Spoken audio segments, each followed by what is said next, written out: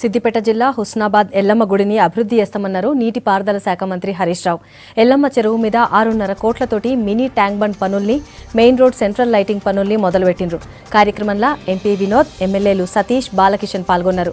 Husnabad segment ను develop చేస్తామని చెప్పిన హరీష్, బస్ డిపోకు కొత్తగా 20 మినీ బస్సులు ఇస్తామన్నారు.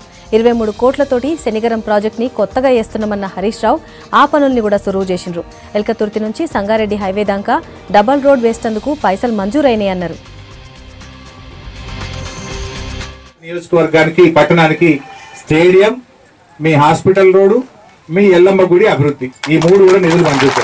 కట్ట వెడల్పు చేసుకోవడం కానీ, వాకింగ్ ట్రాక్ కానీ, బతుకమ్మ మెట్లు కానీ, పిల్లలు ఆడుకోవడానికి కానీ, అటు లోపల దిక్కు పడకుండా మొత్తం స్టీల్ రైలింగ్ ఈ కొన, ఎందుకంటే 1.5 కిలోమీటర్ ఉన్నది చెరువు కట్ట, ఆ స్టీల్ రైలింగ్ కానీ, దాంట్లో పూడిక మట్టి తీసుడు కానీ, కట్టు కాలువ, పంట కాలువ, తూము, అలుగు అన్ని పనులు పెట్టాం. 6,55,00,000 రూపాయలు పెట్టాం. ఇదంతా అవుతుంది, మీరు 111 ఏడగలుగుతారు, 11 గెలుస్తారు అంటారు.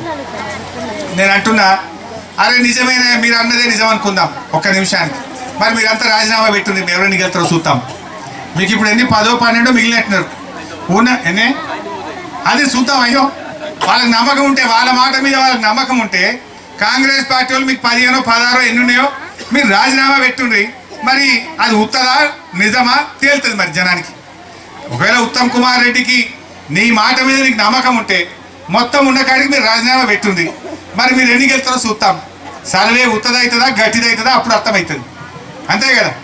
ఉత్తమ్ కుమార్ రెడ్డి గారి మాటలు ఉత్త మాటలు అయితేనేమో ఇంకా పోతాడు. ఆయనది గట్టి మాట అయితే, మాట మీద ఉండేటోడైతే ఉన్న కాడికి రాజీనామా పెట్టుండ్రి. అప్పుడు మీరు గెలుస్తారా, కేసీఆర్ గెలుస్తారా, టీఆర్ఎస్ పార్టీ గెలుస్తుందా, సర్వే ఉత్తదా గట్టిదా అప్పుడు అర్థమవుతుంది.